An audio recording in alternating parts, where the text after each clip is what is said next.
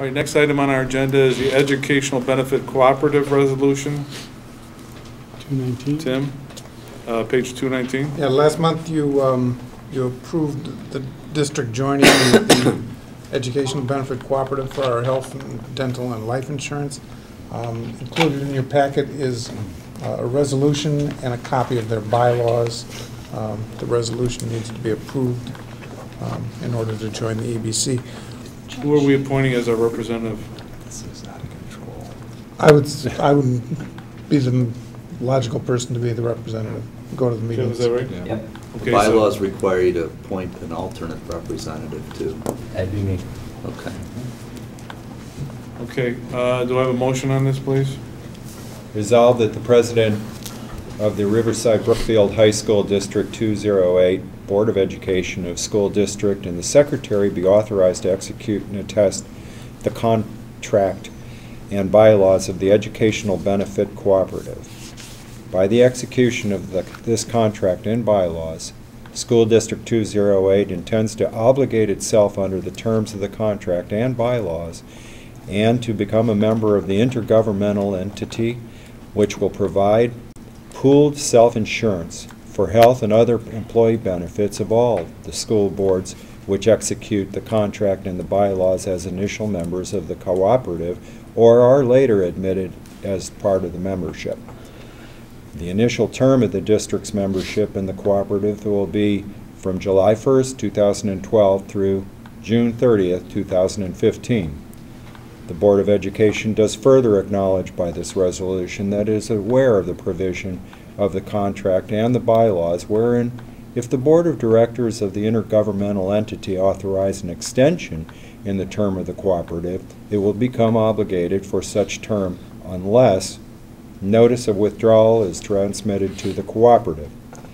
It is also resolved that the Board of Education of Riverside Brookfield High School District 208 appoints Mr. Tim McGinnis as its representative on the Cooperative Board of Directors. And further, as an alternate, Dr. Kevin Skinkus will stand as the alternative, or the alternate representative of the Cooperative Board of Directors. Do I have a second? Second. Second by John Keane. Any more discussion? Yes. The resolution nor the presentation said that we have to buy life insurance through this cooperation too. Are we also buying life insurance? Yes, we're going to switch to life insurance also. Is it the same cost? It's Is the it same price. Yes. allowed under our contract with our collective bargaining that we can just switch life insurance providers? As long as we're providing the same amount of insurance, yes. Okay. We can make a change. And there's two other provisions, and I talked to Kevin a little after I sent this email because I certainly would understand that the cooperative says take it or leave it on here, but I think it's things that they should have pointed out to us, or I don't think they did. One is they have the authority to, in essence, approve or deny the benefit cover we provide. When I talk to them, I mean, we have the right to make any changes in our coverages, you know, deductibles, you know, co-pays, those types of things. What I think they're referring to in the agreement is they're just saying that if we make changes, the underwriters that they have to price out those changes. And if they were some type of extravagant changes where the underwriters couldn't price them out, then they reject those and deny those. But in the normal course of things, the changes that we would make in our plan, you know, we would make those changes. And that makes sense, but I think it's important, like when we have these presentations, they point out, for instance, if we go into negotiations next year and we want to make changes to the health care, we're going to have to get their authorization probably before we agree to it with the union, right? Well, I don't think on the types of things that you would change, no. I think if you're talking about changes in co-pays and deductibles and out-of-pocket expenses, those types of things that we'd be looking to possibly make changes in. Well, what if there's things that the union wants to change in the other direction and we decide we're going to do it because there's a trade-off there?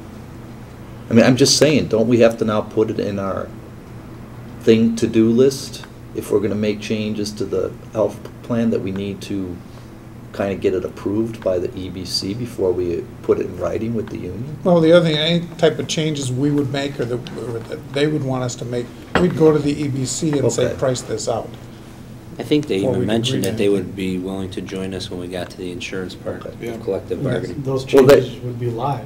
They would Right. tell us, if we propose this, they would be in the back room with us Well, doing that. my feeling is a little different than saying, we'll help you out, than saying we can approve it or not approve it. Those are two different concepts to me. But, and the last thing is there's limitations on the stop-loss insurance under this agreement.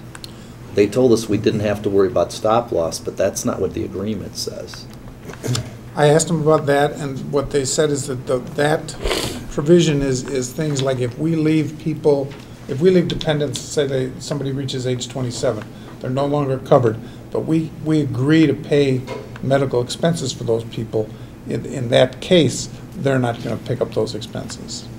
That's the type of thing they're trying to say in their bylaws. Okay, but how will we know what those were? So that, again, we're careful we don't agree to something that we potentially, because stop-loss is pretty important, right? So that we could potentially agree to something and not know there's no stop-loss on it, and then be out of pocket for a greater amount than we thought we would be liable for. Tim, you did Yeah. go through this with the attorney, right? Yes, the attorney reviewed the bylaws.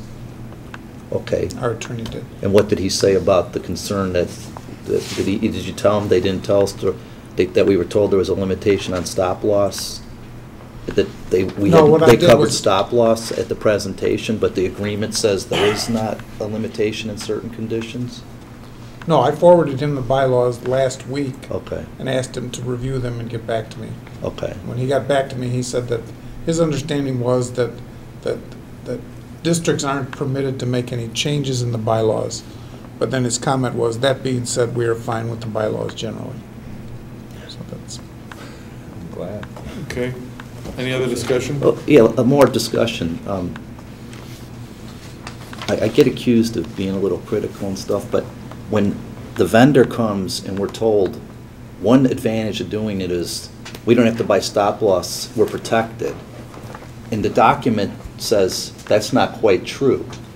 There's certain circumstances where you're not protected under stop-loss, and then we send it to an attorney without providing the color of the language in the agreement's different than what was presented, and have the attorney come back and say it's okay because they won't change the bylaws. I don't know if we're, properly thinking, understanding the risks of what we're voting on. Okay. We need clarification. Any other questions? Okay, Mary Ann? Ms. Ruska? Yes. Dr. King? Yes. Mr. Moon? Yes. Mr. Welsh? Yes. Mr. Welch? Yes. Mr. Gritchen? Yes. Mr. Cindy? Yes.